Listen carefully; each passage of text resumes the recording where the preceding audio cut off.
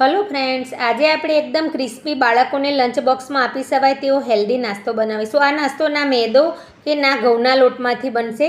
આ નાસ્તો આપણે સોજીમાંથી બનાવીશું એટલે ખૂબ જ હેલ્ધી બનશે। તો 1 કપ સોજીને મિક્સર જારની અંદર લઈ અને આ રીતના આપણે એને થોડો પીસીને તૈયાર કરીશું। સ્વાદ મુજબ મીઠું અને મોણ માટે તેલ અથવા ઘી એડ કરી અને મુઠ્ઠી પડતું મોણ આપીને આપણે પરાઠા જેવો લોટ બાંધીશું। આ લોટ બહુ કઠણ નહીં બાંધીએ કારણ કે આ સોજી છે એટલે પાણી એબ્ઝોર્વ કરશે અને પછી 10 મિનિટ એને રેસ્ટ આપી અને આપણે એની રોટલી વણીશું। હું તમને આ રીતે સરસ વિડીયો બનાવીને સમજાવું છું તો પણ કોઈ લાઈક નથી કરતું।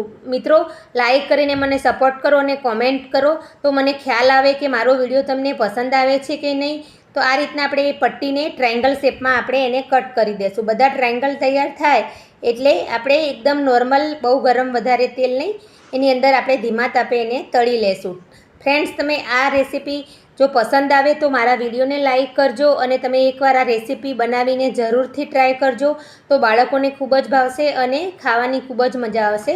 ટ્રાયંગલ બધા તળાઈ ગયા છે। હવે આપણે એની પર ચાટ મસાલો અથવા પુદીનાનો પાવડર ગમે તમે સ્પ્રિંકલ કરીને ડબ્બામાં ભરીને રાખશો તો ખૂબ જ ક્રિસ્પી નાસ્તો આપણો તૈયાર થયો છે।